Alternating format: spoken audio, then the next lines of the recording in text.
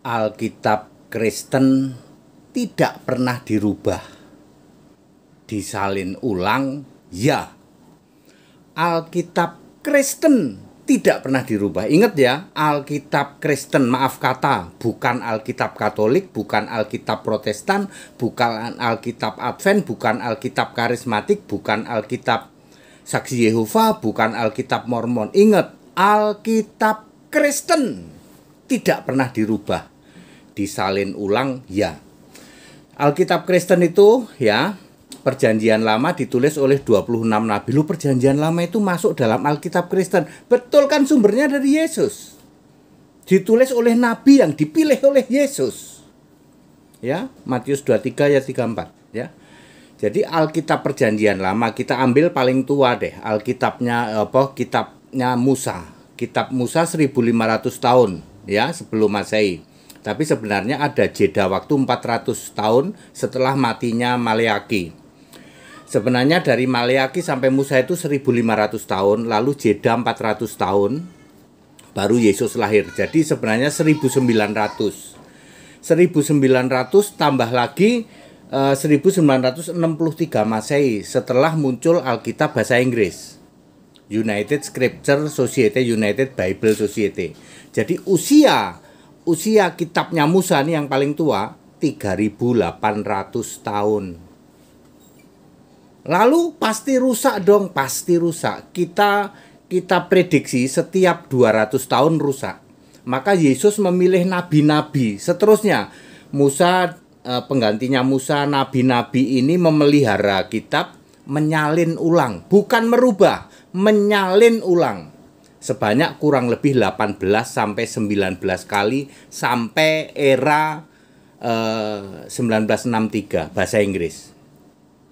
Itu Perjanjian Lama paling tua. Lah kalau Maleaki misalnya, Maleaki atau Yesaya yang dibaca Yesus tuh, Yesaya yang dibaca Yesus tuh 1400 tambah 1900 3300 misalnya ya.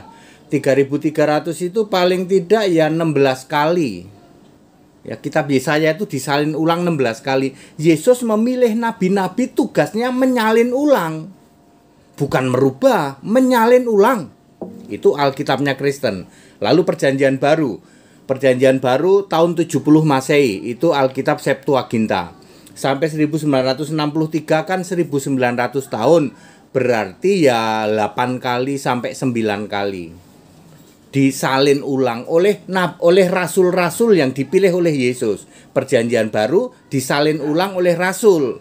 Rasul-rasul ini bisa dari jalur para rasul, misalnya Paulus, anak buahnya Paulus, Matius, anaknya, cucunya, cicitnya misalnya, dipilih oleh Yesus untuk menyalin. Makanya Alkitab Kristen bahasa Inggris 1963 Masehi sama persis dengan Alkitabnya para rasul tahun 70 Masehi. Alkitab Perjanjian Lama bahasa Inggris sama persis dengan zaman Perjanjian Lama era Musa. Nah, saya mau cerita Alkitab yang entah berantah. Sorry ya, punyanya Katolik, Protestan, Karismatik, Mormon, dan seterusnya, Advent. Mereka jiplak dari Yahudi yang disebut Tanak. Coba perhatikan kalimat pertama Kejadian 1 ayat 1, Beresit bara Elohim. Elah diganti Elohim. Ya, Kristen nggak ada Elohim. Ya, Kristen itu Elah. Yahweh diganti Adone. Tuhan Allah ya diganti dengan Hashim. Ya, Firman diganti dengan Hologos. Tuhan diganti dengan Kurios. Itu Alkitab entah berantahnya punyanya Katolik, Protestan, Karismatik. Kalau itu dirubah-rubah, yes. Kalau Alkitab Kristen nggak ada yang dirubah, disalin ulang, iya. Makanya yang kalian debatkan itu para mukalaf, aku Pak, ini Alkitab tahun sekian Pak, itu Alkitabnya, bukan Alkitabnya Kristen. Bukan, ya. Beresit bara Elohim toh, Kejadian 1 ayat 1, iya Pak, ya wes. Clear, Alkitabnya Kristen tidak pernah dirubah. Kalau disalin ulang, ya. Ya, yang kalian suka olok-olok, berubah sana sini itu bukan punyanya Kristen. Itu punyanya yang ngaku-ngaku Kristen. Maaf kata, Katolik, Protestan, Karismatik, Mormon, Advent, and the gang. Very, very clear. Alkitab, kitab suci, satu-satunya di bumi, diilhamkan dari Yesus, dilihat dikuasai Roh. Kejadian sampai Wahyu, ayat menguatkan ayat, menyatakan kesalahan, menunjukkan kebenaran.